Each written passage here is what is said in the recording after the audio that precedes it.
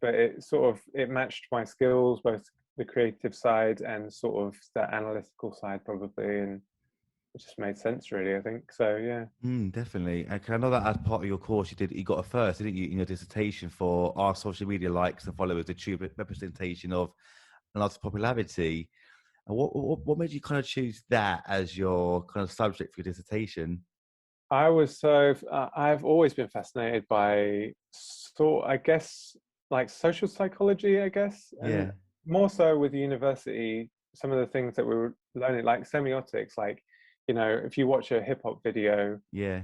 what are the signifiers to make it hip hop? Like you Mm, might have the clothing, jewelry, cars, women, whatever it is. You know that even without the music on, you could assume that this is a hip hop video because you've got these visual signifiers, and that kind of that side of things just really, yeah, I just found it really fascinating. And I think at that point I'd already started my blog just as a way of kind of exploring ideas at uni and kind of, again, to be disciplined and sort of, yeah, go further into my studies and stuff like that. And I ended up kind of, yeah, carving out a niche with my blog at the time. But yeah, it just got to the stage where social media itself, I was just like, why do people connect with certain people? What is it about that? And influence theory, like how to influence people, why people get influenced, and stuff like that. And I loved it. Like, even like, I should go back and read that really, because it's so fascinating just thinking about group norms. And there's a, what's the quote, is we look to similar others to understand how best to behave in any situation. So if you go to, if you go to I don't know, a festival and you've never been to a festival, you kind of look around and you work it out quite quickly, like, oh, this is what people are doing, and stuff like that. And those kind of concepts I just find really fascinating. So yeah, I loved it. that's brilliant. 'Cause you really are well known as well for this kind of content you put out there as well. I think like YouTube is about mental health to networking tips to just overall tips and stuff. I mean, even before uni, have you always been interested in that kind of content really for trying to help people? Not well, probably not really. I think it took me really until uni to actually understand myself, really. I think I don't know, there's something probably around that time, yeah, just trying to understand who I even was and what I really liked and stuff like that. And I think the mental health thing, I was sort of aware of it and my own experiences, especially working in architecture. I felt really trapped in that and just miserable, like so down from being in a job which I felt like I had to do because I was sort of so far down that path already. Um, but yeah, it wasn't until I think the explosion of content and stuff like that with Facebook and Twitter and YouTube.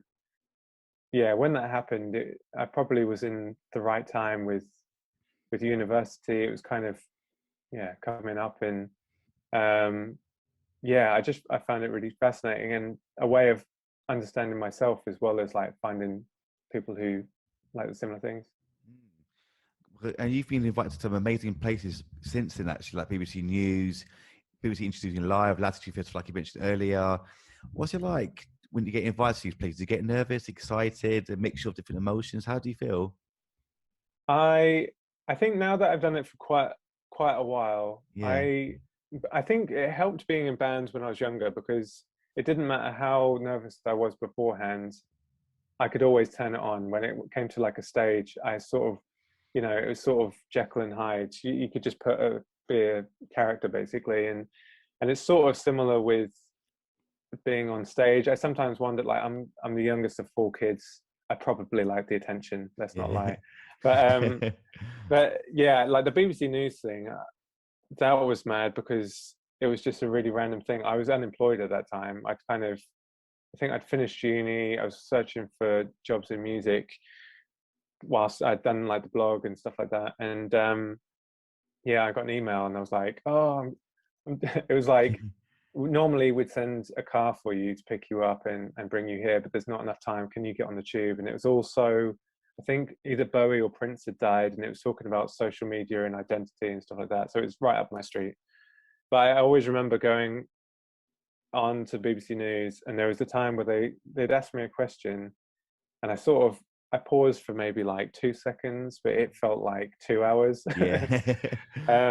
But I think since that time, the more you do this, and I'm sure it's the same with you. Maybe the first podcast, you kind of, you're trying to figure it all out and everything. The more you do it, the more you get confident with it. And I've definitely realized that I just have to throw myself at any opportunity and every opportunity to kind of to keep it fresh, to keep that skill Mm. fresh. And it'd be so easy to kind of, especially now with festivals not happening, to not go on stage and interview someone, and then it feels like a much bigger deal when you get invited to do it again.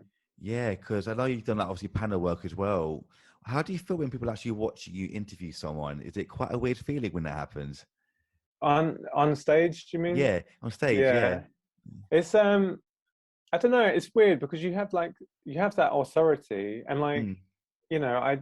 I always put so much time, as I know you do, into sort of the research part of it. So I feel I go even if it's like a half an hour talk, I'll have like 20 questions or something, which is way too many questions. But I think you just kind of have to go and play the part, really.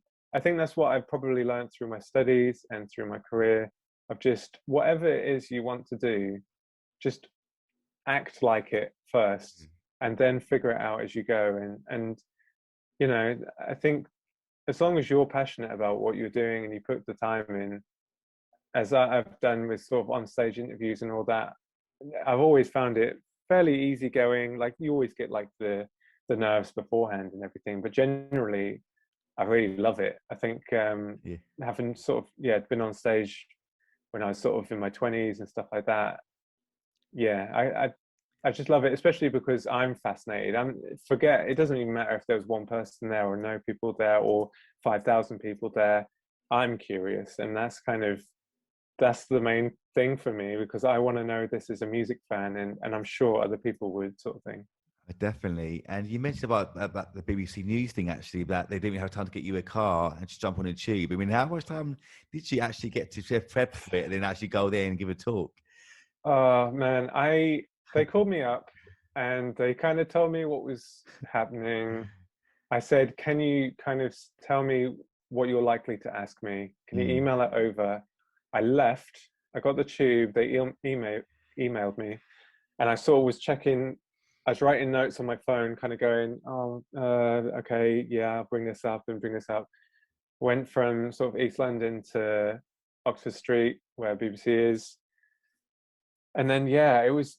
I didn't have a lot of time. I probably had like 20 minutes to get ready after the phone call, and then to walk to the tube, to get on the tube and stuff. And there was like 10 minutes. I was sat side stage of the live news being done, and I was just like, what is my life? Like, I'm sort of just, I sort of sat here. There was like a production manager kind of came around to check on me, and then I went there, had people sort of feeding mics up to me, and you know you meet presenter and it's all go go go, and then they're like, okay, and we're live in three, and and then it's just that realization at that time where you you just know that there's there's potentially hundreds of thousands of people watching, you don't know. Yeah.